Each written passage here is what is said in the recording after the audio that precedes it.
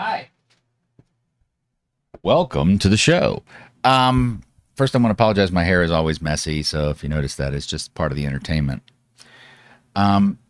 Today, I'm going to practice a little virtual Dear Abby. It's an idea I had, and I want to see how it works out. In theory, it sounded interesting. That it might be something that I do that's well. It may be not literally Dear Abby kind of female oriented stuff, but I just wanted to practice and just see if I'm full of crap. So, I found the current Dear Abby, which is run by Abigail Van Buren's daughter, and that was a pen name. Anyway, but and they have letters to the editor kind of thing, and then this woman Jeannie Phillips, who's calling herself Abigail Van Buren, or Abby, is the one answering. So here's one. They have it under the entertainment section, which is interesting. So they're saying it's not real advice. But anyway, here's a Dear Abby from the SF Gate website, which is, I guess, San Francisco. Dear Abby, a married matchmaker tries to sink resulting romance. A woman wants to marry her boyfriend, but is unsure after her friend came on to her boyfriend. Ooh. Okay. Dear Abby, I have been friends with Carolyn since grammar school.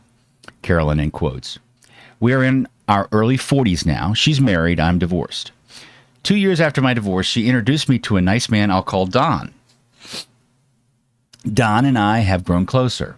He recently told Carolyn how he feels about me and that he wants to marry me. Okay. After he told her, Carolyn started sending him messages, letting him know that she is attracted to him. Ooh, she's married, isn't she? She even told him some confidential things about me that I shared only with her. Good friend, huh? Don has shown me the messages she sent and told her he feels uncomfortable about her coming on to him. She dismissed it as joking. I plan to spend the rest of my life with Don.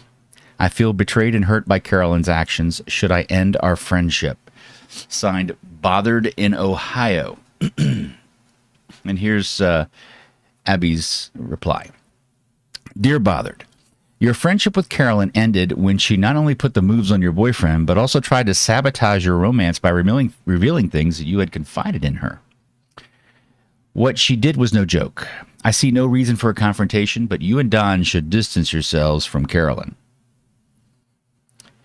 That was the end of that. How would I have answered that? The same. Yeah, this lady is not a joke. This lady's dangerous. She's not your friend. She's stabbing you in the back. Next one. Dear Abby, I was diagnosed with a brain tumor 6 months ago. All of my friends and coworkers know. My family does not. I hesitated to tell them because my father was gravely ill. He has since recovered. My sister doesn't like bad news. My daughter had a difficult time with my last brain tumor 10 years ago. And my son is in the military. There is nothing they can do. I finally have a plan of action from my doctors. I will be having radiation and will hold off on surgery to see if it works. My question is, should I bring my family in on this? I desperately want to. I know I'd be devastated if another family member kept this kind of information from me, or would telling them be selfish on my part. I mean, why worry them? And this is signed, Waffling Out West. And the response, Dear Waffling, I'm sorry for your diagnosis. I hope you realize, because you have been around this track before, that you may beat this again. Because you want and need the support of your family, please let them know what has been going on. Doing that is not selfish. If your cancer does not respond to treatment, how do you think they would feel that you had kept the news from them? Tell your father and your children so they can support you through this. As to your ostrich of a sister who doesn't like bad news, allow her to continue living in ignorance. She would be of little, if any, help to you during this stressful time. I wish you all the best. Is this something I'd want to do? I don't know. Another letter. Dear Abby, I recently invited 2 couples over for dinner.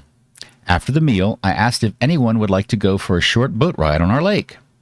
One of the couples wanted to go, but the other woman said she didn't want to, so we didn't. What would have been a better way to handle this so that we could have gone? sailing away in South Carolina. Dear Sailing, boating isn't for everyone. Because she wasn't willing, you could have offered your guest the television remote control and told her the rest of you would be back in 45 minutes if she wished to stay. Okay. And it says, Dear Abby is written by Abigail Van Buren, also known as Jean Phillips, and was founded by her mother, Pauline Phillips. You can contact her in Los Angeles, California. Nothing stunning there. It's not particularly exciting. It's all relationship oriented. And kind of generic stuff. Okay. Let me see if I find anything else on here. What am I expecting? I don't know.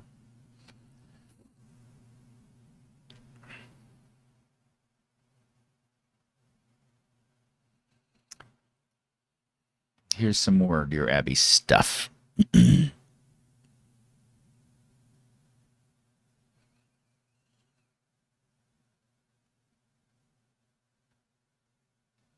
Maybe. Okay, it's loading. Dear Abby, birth mother reconnects with biological son. Okay. Dear Abby, when I was an unmarried 18-year-old, I had a child out of wedlock. Unsure that I could provide for him, I chose to place him for adoption so that he would have a chance for a better life. This year, we connected through DNA. The reunion has been great, even though I chose to remain in the background because his mother... I choose to remain in the background because his mother is still living. Would it be appropriate this fall and winter to include him in my holiday festivities as long as it doesn't interfere with the time he should be spending with his family? And after his mother passes away, what role should I play in his life? His father is deceased, and he and his adopted brother are estranged. Signed, Biomom in Texas. Dear Biomom, your son should have told his adoptive mother about the reunion regardless of who initiated it. I think it would be better for everyone if she was included. A way to do that would be to thank her for taking such good care of your son and helping him to become the man he is today. I do not think secrecy is healthy. If it backfires, there will be deeply hurt feelings because of the subterfuge. At this point in your son's life, it's too late for you to be his mommy. However, you can be a good friend, since his only family now is the woman who loved and raised him. Here's another question. Dear Abby, I've been dating a man for almost 3 years. He's retired. I'm still working. He refused to stay with me during the week because I need to go to bed early. I see him only on the weekends. Am I wrong for wanting him to stay with me during the week? I feel like we really don't have a relationship. My previous boyfriends would stay with me every night. Am I doomed with this man? By the way, he's been married 4 times. Signed, Once More in Michigan. Dear Once More, wake up. The man you have been dating isn't going to change. He has struck out at marriage 4 times and may have plans during the week that do not include staying with a sleeping beauty. If you want more companionship than what you're getting, you're going to have to seek it elsewhere. Okay. Dear Abby, my daughter is getting married. Her father and I never married, but legally he's listed as her father. For the past 40 years, she has used my last name. Well, her wedding invitation arrived today, and her father's name is on it. Mine isn't even mentioned. My parents and I raised her. Her dad was around, but never an active father. I raised her, but he gets the glory and the privilege of walking her down the aisle. She says I'm being a wacko. Must I accept this and let it go? I feel so hurt that I really don't want to go to the wedding. Loving, left out mom. Dear Mom, I understand your feelings. If you haven't asked your daughter why she chose to do this, you should. At the least, you deserve an explanation. Please understand that if you refuse to go to her wedding, it could create a permanent rift. There may be grandchildren and milestones you could also miss. Of course, the decision is yours to make. But since you asked me to weigh in, I'm suggesting you take the high road, attend, and support your daughter on her day. Yeah.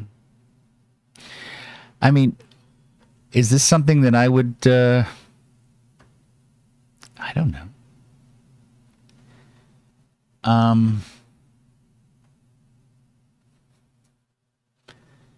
Answering questions, they just seem kind of not very exciting.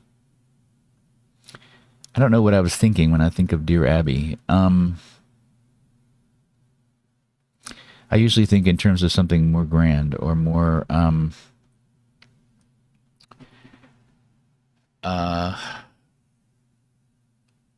yeah, like people looking for a solution to a major life problem, as opposed to, gee, how should I set my table? And who should I'm used to bigger questions, which I think would have bigger audience. So, but there, you don't see big questions and things like this. I don't know, but this is how I find out. Practice. I'm trying another group of questions that are taking forever to load, but we shall see.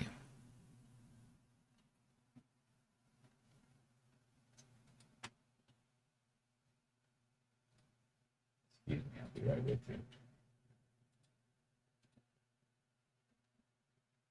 Okay. Oops, sorry.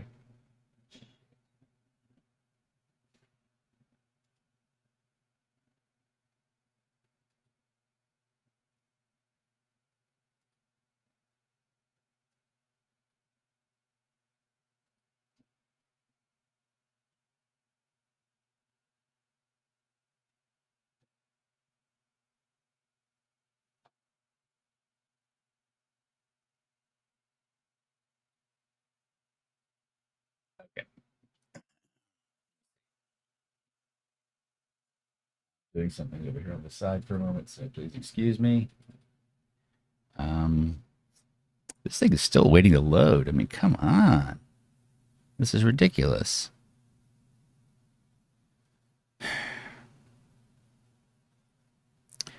And this one's titled, Dear Abby, Family's Help with Childcare Comes at a Cost. Dear Abby, I am a mother of 4, soon to be 5, young children. It is exhausting. My husband helps as much as he can, but sometimes we both need a break. My parents offer to watch the kids. The problem is my parents and I have opposite political and world views. Sometimes they'll say things to my children like, "You're such a ditzy girl. You better find a good husband." Or call a former president the devil. My husband and I have very different opinions than they do, and we worry about their influence on our children.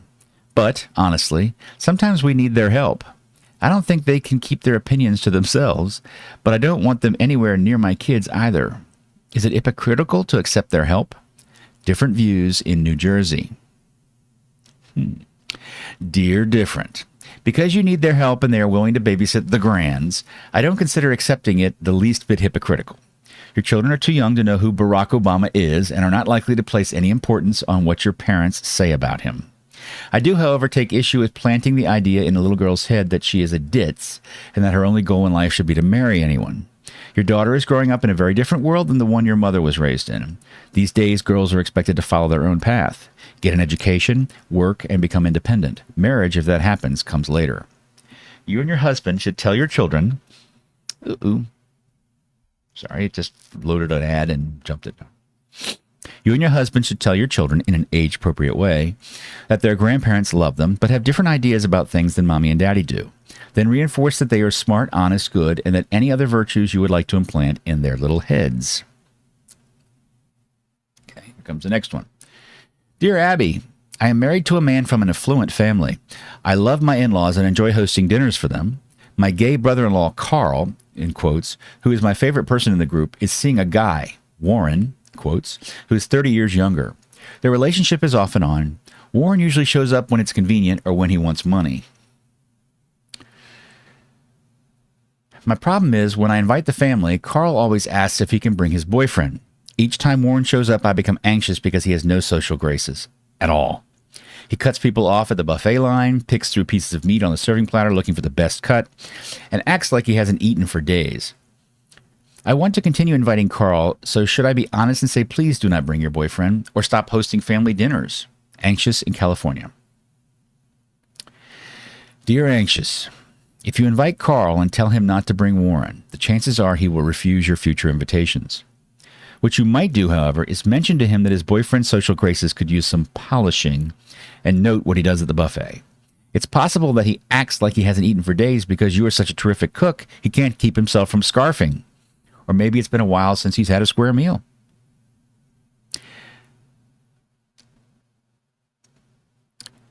Let's see. Next one is titled, Woman's Parents Continue to Host Unfaithful Ex. Dear Abby, I divorced my cheating husband, but my mother keeps inviting him over to her and Dad's house. Not only does she invite him, she's now inviting one of the women he cheated on me with. She tries to justify it by saying she isn't going to keep him out of our daughter's life. Our daughter lives with my parents, but she's 23 years old. Am I wrong to be angry and for telling my mom she was wrong for choosing him over me? Our daughter is an adult and can go to visit her father. Signed, Cheated On Again in Colorado. Dear Cheated On, your mother entertains your husband and his lady friend, I use the term advisedly, because for whatever reason she can't let go of the relationship. Your feelings are justified. When the good Lord handed out mothers, he should have chosen one more supportive. This is why it's important for your emotional well-being that you move forward with your life. You can't control your mom, but you can control how much time you spend with her. Now that's an interesting one because I would have responded differently with that one. I would have responded that I understand how you feel and that you feel your mom is not supporting you. But I would also say that this is not an ongoing war and that there are a couple of different factors here. Number one, when you are married to someone, they not only have a relationship with you, but they develop relationships with your entire extended family many times. And sometimes those relationships are close. Sometimes in-laws can become more like regular real parents, especially if that person didn't have a great relationship with their own parents. And even though someone's child may get divorced and maybe even have an acrimonious divorce with their spouse, that doesn't mean that the spouse, should be barred. I believe from having a relationship with the original extended family of his now ex-spouse, because they're adults and they get to have relationship. And I realize that might piss off the person who feels wrong, and it sounds like they were wronged, who cheated on you. But I saw this in my own family. My sister split with her husband, and it was very acrimonious, and a lot of accusations were thrown around, and it was never possible to tell what was true and what wasn't. I never saw any evidence that convinced me of anything, but just a lot of anger. And my family strongly took my sister's side in this. Her husband, my sister was substantially older than me, 11 years, and her husband was like a brother to me. He was at least 15 years older than me, and but he acted like a mentor to me in many ways. As I grew up, I didn't have a brother. I didn't have much male role models, and he was very different than my father. My father was just into business, and that was pretty much it. And he was a jock, and he was a man's man, and this was a very different experience for me. He was very different from me in a lot of ways, but it was nice to have a different kind of person who seemed to care and who enjoyed being around me. And we did some fun stuff together.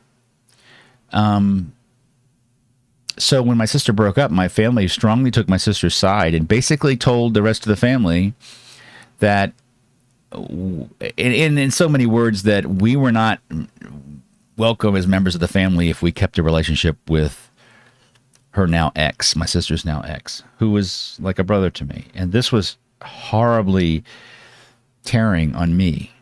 Okay, this guy was like a brother to me. He was in my wedding. He had been very close to my father, and they had been good friends. And then suddenly, my father dropped him like a dirty rag and just completely cut him out of his life. If I had seen that this guy had done something horrible, I might have done the same thing. But I didn't see anything. I didn't see any evidence. All I saw was blood is thicker than water kind of thing. And it was very tribal feeling to me, and I couldn't do that. I wanted to keep a relationship with both my sister and her ex, and that wasn't easy. And it ended up hurting me to a great extent. It ended up really putting a severe problem with my relationship with my sister, and it really broke my relationship with my brother-in-law too, because I never really knew for sure. Did he do something? What do they know that I don't? There's always that question in the back of my head is, am I missing something? What am I missing? Why? How could they be so sure? And they not only cut off my brother-in-law, but they also cut off their granddaughter, his daughter, because she basically took her father's side in the split. And they cut her off. My dad wrote her out of his will. That's how severe it was. And they have no communication at all. And this has been really, really hard on me. Today, now my soon-to-be ex-wife lives with my brother-in-law. They're in a relationship. And I don't have a problem with that. It was weird. And I wish he had come to me first and said, hey, I want to date your soon-to-be ex. He didn't. Now, apparently she told him not to. She wanted to tell me. But he should have told me. And I feel like that hurt our relationship a bit. But I accept their relationship. But still, bottom line is, her answer to this question that it just, saying that her mom should have been more supportive, perhaps, and maybe this is a female thing, because everybody speaking here are women.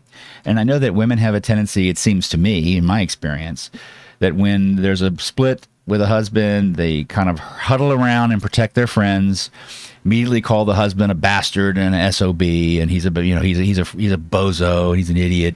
You hear these, you hear this kind of crap. It's almost like knee-jerk reaction. It doesn't matter what the truth is. It's sort of a tribal thing, really, among women, as I've seen it. It's very common. And not being a woman, maybe I don't have that reaction. But I can understand why she'd be upset. She doesn't want this guy in her life. She's pissed at this guy. Feels like this guy ruined her life to a certain extent. Cheated on her, was dishonest, and she can't understand why her family would want to have a relationship with him. From her perspective, I get that. But as an independent person giving advice, I would simply say that I would, at least ask your parents that don't have him over. Please don't have him over when I'm going to be there. Please do not force me to be in the same room with that guy.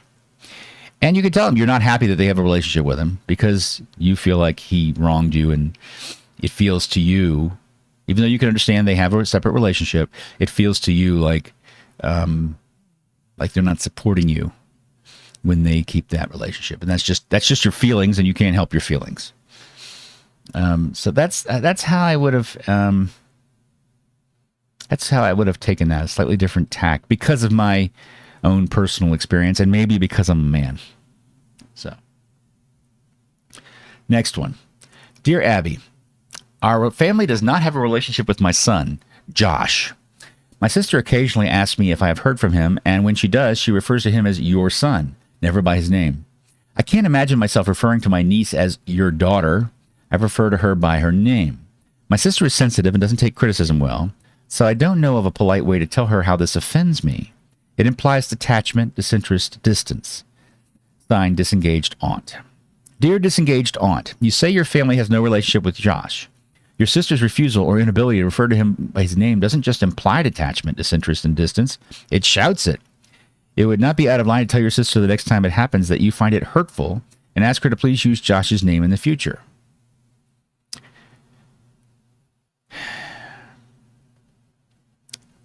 Now, once again, I would have a slightly different response. First off, I didn't have that same reaction. Now, maybe that's a reasonable reaction. I don't know. My reaction to this is that your sister doesn't know how to approach this with you. I got the impression that perhaps she's worried about you, and she cares about you, and she knows that your relationship with your son is probably a big deal in your heart. Something you probably don't talk a lot about, something you probably don't have anybody you can talk to about, and she may be opening the gate to let you know that you can talk to her about it. She doesn't use his name. I don't know why. This may be kind of her way of trying to be light about it. She may not know, since you don't have a relationship with your son, she may not know. I mean, just say, hey, have you heard from Josh lately? Or how's Josh doing? and knowing that you probably have no idea where he is, and know you haven't heard from him, and implying extreme familiarity when in fact it's just said what Abby here said doesn't just imply detachment, disinterest, and distance. It shouts it. Well, what you said from the beginning is our family does not have a relationship with my son. To me, that's the definition of detachment, disinterest, and distance. Maybe not disinterest, but it's certainly detachment and distance. And therefore, I don't think that her using your son, maybe she was trying to be diplomatic, is what I'm getting at. And trying to walk a fine line, trying to open the door to talking about him without making it seem like, well, why don't you? Of course he's Josh, he's your son. Why don't you have to know what he's going? That means that would bring on feelings of guilt and shame. When if she cares, she's trying to do the opposite. She's trying to open the door so she's taking a more neutral path, and that would be my take on this. Of course, I don't know the parties. Who knows? You could read a lot into just what somebody's written. But just based on what you said, but that being said, since you clearly feel that it hurt by her approach, you need to calmly tell her that, keeping in mind that she may in fact be trying to be your best friend.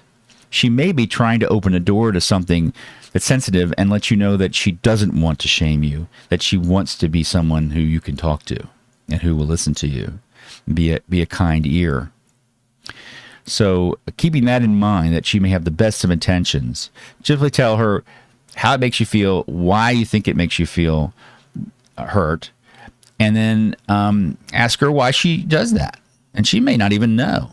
She may not say, I never realized that I did that. I hadn't really thought about it. I'm probably in the moment trying to distance myself a little bit from him so I don't seem like I'm siding with him or something, depending on the dynamics of the whole relationship between you and your sister and between you and your son and between, for that matter, between your sister and your son. I don't know what their relationship, if any, is. So that's how I would handle that. Let's see what else we have. Dear Abby, I got very sick in 2014 and spent 6 months in the hospital. I'm almost 100% recovered now, and I'm grateful to all those who supported me during this journey. Some family members helped out monetarily, some in a large way and others small. I'm working part-time and feel I should pay them back, although none of them has ever said a word about the money. What do you think?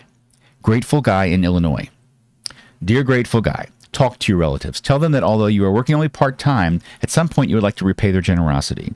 Some of them may agree, others may refuse. But there's more than one way to repay a favor. Bear that in mind should a need of theirs come to your attention that does not involve money. And another thought, if you haven't written these generous people thanking them for helping you when you needed it so much, you should. And that's the end of that day's or week's supply of Dear Abby. I was glad that I found a few that I disagreed with so that I could get into the details of why I disagree with it and compare and contrast. And that may be something, that might be interesting to look at and see how that comes across. So I'm going to end this show for now and take a look and review and see what happens, see what I think. And thank you for joining us.